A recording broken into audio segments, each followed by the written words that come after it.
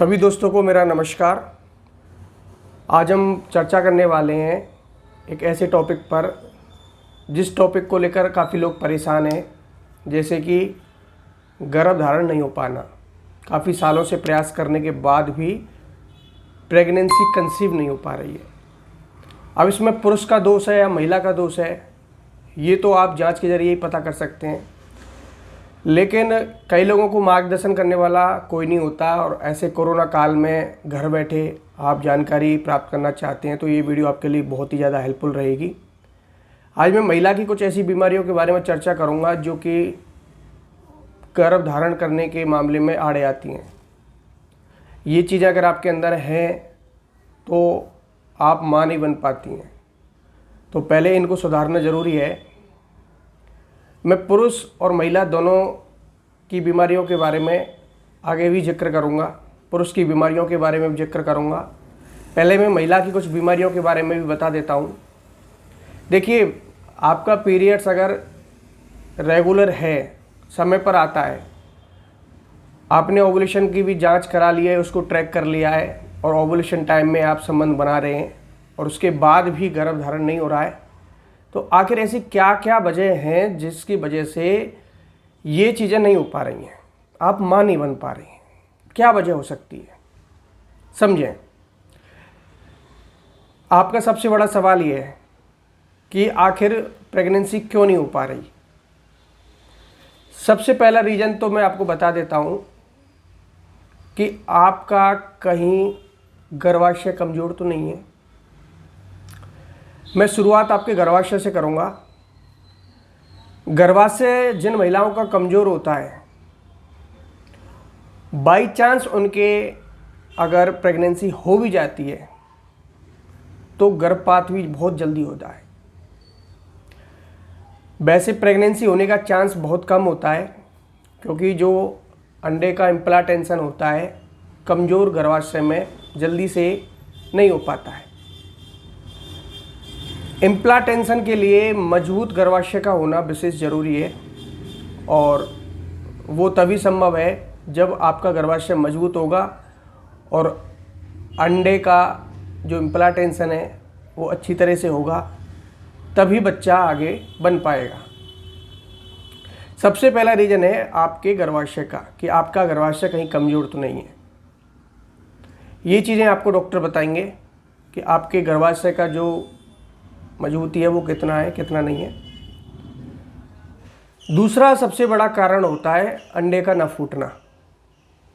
पहला रीज़न मैंने आपको बताया है। दूसरा रीज़न ये है कि आपके जो अंडा है, आपका जो ओवुलेशन टाइम है, जो अंडा रिलीज होता है वो कई महिलाओं का रिलीज ही नहीं होता है, यानी ओवुलेशन ही नहीं होता है। इस चीज़ के पीछे आपके शरीर के जो हार्मोन्स होते हैं, कई तरह के हार्मोन्स होते हैं, वो इस चीज़ के जिम्मेदार होते हैं। अगर वो हार्मोन्स इनबैलेंस हो चुके हैं, गड़बड़ा चुके हैं, तो अंडा नहीं फूट पाता है। अंडा नहीं फूट पाने की वजह से स्पर्म अगर आप अंदर छोड़ेंगे भी तो भी गर्भ धारण नहीं हो पाएगा, क्योंकि जब तक उसको अंडा नहीं मिलेगा महिला का, तब तक फर्टिलाइजेशन नहीं होता है। तो कई महिलाओं की जो फर्टिलिटी है, इस चीज़ को फर्टिलिटी बोलते हैं, वो कमज़ोर होती है, यानी अंडा नहीं बन पाता है, अंडा नहीं फूट पाता है। मैं इस चीज़ के लिए आपको आगे चल के इस वीडियो में कुछ उपाय भी बताऊंगा, जिससे कि आपका ओवुलेशन सही समय पे होगा और अंडा भी फूटेगा। इस चीज़ के लिए ASH, LH, ऑस्ट्रोजन, प्रोगेस्टेरोन, ये कुछ हार्मोन्स होते हैं जो कि जिम्मेदार होते हैं। ये हार्मोन्स अगर ठीक से चल रहे हैं तो आपका सही समय पे ओवुलेशन होता है और सही समय पे अंडा फूटता है। अगर ये जो हार्मोन्स हैं ये इनबैलेंस हो चुके हैं तो फिर आपको माँ बनने में दिक्कतें आती हैं। तीसरा जो सबसे बड़ा रीज़न है वो होता है आपके अंडे का साइज छोटा होना। अंडा फूट रहा है, लेकिन फूटने के बाद भी अंडे का साइज छोटा है। मिनिमम जो साइज होना चाहिए 17 mm से लेकर 20 mm तक अंडे का साइज होना चाहिए। लेकिन अगर इससे डाउन में अगर आपके अंडे का साइज है 14 mm, 15 mm, 16 mm जो भी है, तो भी अंडे का जो फर्टिलाइज है वो नहीं हो पाता है, बच्चा नहीं बन पाता है। एक सबसे बड़ा रीज़न ये भी होता है। सबसे पहला रीज़न तो मैंने बताया गर्भाशय का कमज़ोर होना, दूसरा रीज़न बताया अंडे का ना फूटना, तीसरा रीज़न ये है कि अंडा फूट भी रहा है तो अंडे का साइज़ छोटा है। ये भी सबसे बड़ी कमज़ोरी है आपके शरीर में, जिस वजह से आप माँ नहीं बन पा रही हैं। तो आपको अपने अंडे का साइज़ भी एक बार चेक करवाना होगा कि अंडे का साइज़ कितना है कितना नहीं है। ओवुलेशन जब आप ट्रैक कर लेती हैं, ओवुलेशन टाइम में जब आप संबंध बनाती हैं, तो उसी टाइम में ही आप किसी डॉक्टर से मिलें, उसी टाइम में ही आपको डॉक्टर बता पाएगा ओवुलेशन टाइम में कि आपका अंडे का साइज़ कितना है। ठीक है, मैंने आपको साइज़ जो है, जो स्वस्थ अंडे का साइज़ है वो मैंने बता दिया है। 17 mm से लेकर 20 mm तक ये अंडे का साइज़ होना चाहिए, तभी आप माँ बन सकेंगी। चौथा कारण जो होता है वो भी जान लीजिए, फैलोपियन ट्यूब का बंद हो जाना। एक जो स्वस्थ औरत होती है उसमें 2 फैलोपियन ट्यूब होती हैं। अगर दोनों में से एक बंद हो जाती है, इसका जो प्रभाव है आपके पीरियड्स पर तो पड़ने वाला है नहीं। पीरियड्स तो आपका रेगुलर आएगा ही, समय पर आएगा। इसको जल्दी से पहचान पाना मुश्किल होता है, लेकिन मेरा काम है आपको बताने का जो जो कमियां होती हैं जिस वजह से आप माँ नहीं बन पा रही हैं। तो मुझे तो आपको बताना है।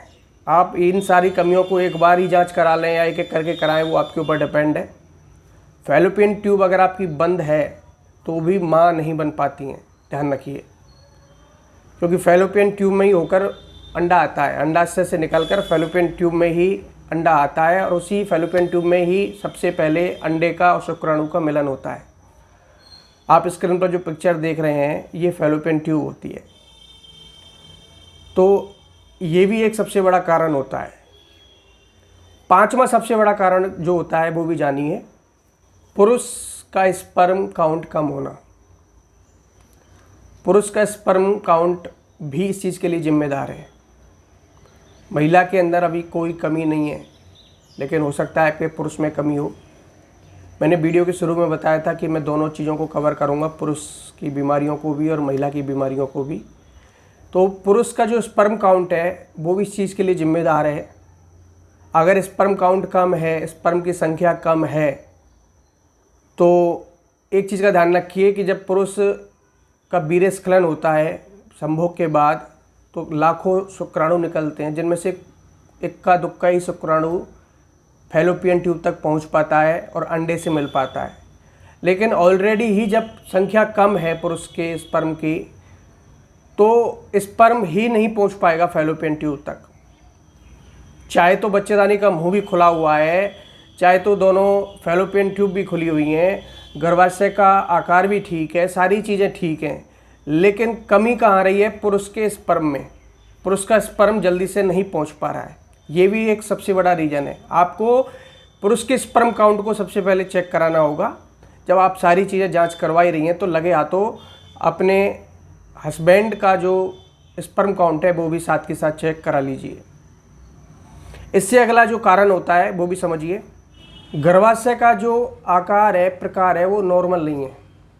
गर्भाशय का आकार में असमानताएं हैं, यानी आपको फाइब्रॉइड्स हुआ है, आपको एंडोमेट्रियोसिस बीमारी हो गई है, आपको पॉलिप्स बीमारी हो गई है।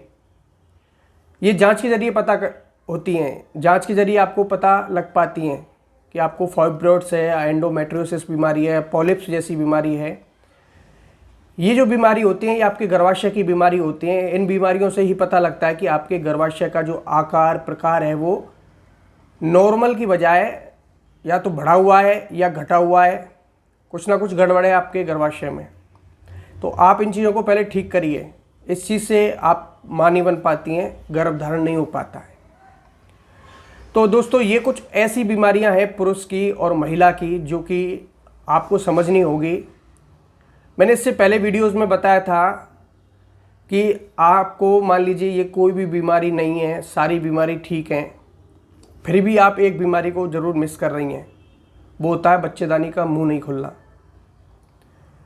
आपका ओवुलेशन भी समय पर आ रहा है, पीरियड्स भी ठीक हो रहा है, पीरियड समय पर आता है, और ये बीमारी आपके अंदर नहीं है, पुरुष का स्पर्म काउंट भी ठीक है, उसके बावजूद भी आप मां नहीं बन पा रही हैं, तो फिर आपकी एक बीमारी आप ज़रूर मिस कर रही हैं, वो होता है बच्चेदानी का मुंह। बच्चेदानी का मुंह जब छोटा है तो स्पर्म बच्चेदानी तक नहीं पहुंच पाता है, क्योंकि मुंह ही छोटा है। जब दरवाज़ा ही छोटा है तो कमरे में घुसना असंभव है। तो बच्चेदानी का मुंह भी आपको चेक कराना होगा कि स्पर्म अंदर जाने के लिए सबसे पहले तो बच्चेदानी के मुंह में एंटर करना ज़रूरी है, तभी वो फैलोपियन ट्यूब तक पहुंच पाता है। ध्यान रखिए। अब दोस्तों मैं कुछ ऐसे उपाय आपको बता रहा हूं जिनसे कि आप अंडे का ना फूटना, ओवुलेशन सही समय पर नहीं आना, या फिर आपको पीरियड संबंधी कोई प्रॉब्लम हो, ठीक है, वो सारी चीज़ें आप कुछ उपायों से ठीक कर सकती हैं घर बैठे बिना किसी डॉक्टर के। मैंने वीडियो में शुरू में आपको बताया था कि जब आपका अंडा ही नहीं फूटता है तो बच्चा बनना संभव होता है। कई महिलाओं में ओवुलेशन नहीं हो पाता है। तो ओवुलेशन को ठीक करने के लिए, अंडे की क्वालिटी को ठीक करने के लिए, आपके अंदर जो हार्मोन्स का इम्बैलेंस हुआ पड़ा है उसको ठीक करने के लिए आपको कुछ उपाय करने होंगे। मैं आपको बता रहा हूँ कि आपको 4 चीज़ें लेनी हैं।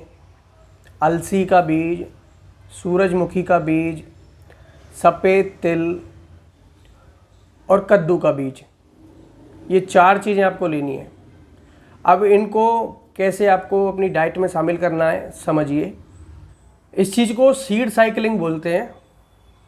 सीड साइकिलिंग का मतलब है कि आपको ये चारों चीज़ें लेनी है, लेकिन चारों को एक साथ नहीं खाना है। महीने में पहले तारीख से 15 तारीख तक आपको कद्दू के बीज और अलसी के बीज 1 चम्मच दोनों मिलाकर, आधा चम्मच अलसी और आधा चम्मच कद्दू का बीज, इन दोनों को नाश्ते के बाद लगातार 15 दिनों तक खाना है। उसके बाद 15वें दिन से और 30वें दिन तक आपको सूरजमुखी का और सफ़ेद तिल का इसी मात्रा में ही, बराबर मात्रा में उनका बीज खाना है। आपका जो हार्मोन्स का इम्बैलेंस है वो इससे बिल्कुल ठीक हो जाएगा प्रॉपर तरीके से। आपको लगातार 1 या 2 महीने इस डाइट को लेना है। अगर आप प्रेगनेंसी प्लान करना चाहती हैं और आपको पता है कि आपका ओवुलेशन ठीक से नहीं हो पा रहा है, अंडे की क्वालिटी अच्छी नहीं है, अंडे का साइज़ अच्छा नहीं है, आप अंडा फूट नहीं रहा है, वगैरह वगैरह, जो अंडे से संबंधित सारी समस्याएं वो इन चीज़ों से सॉल्व हो जाती हैं। कई महिलाओं में देखा गया है, कई महिलाओं ने इस चीज़ को लिया है और उनको इस चीज़ का रिजल्ट अच्छा मिला है, तभी मैं आपको बता रहा हूँ। और बाकी का जो मैं इससे जो अगला वीडियो लाऊंगा उसमें आपको काफ़ी चीज़ें कवर करूँगा, क्योंकि ये वीडियो काफ़ी लंबा हो जाएगा, इसलिए मैं इस वीडियो को यहीं एंड करूँगा। ठीक है, ये छोटा सा उपाय था, इससे आप इन चीज़ों को सॉल्व कर सकती हैं। और बाकी का जो मैंने आपको टिप्स दिए है, अगर आपको समझ में नहीं आई तो वीडियो को शुरू से देख सकते हैं। तो ये वीडियो से आपको काफ़ी हेल्प मिली होगी, आपको पता लग गया होगा कि आखिर माँ नहीं बन पाने के क्या क्या कारण होते हैं।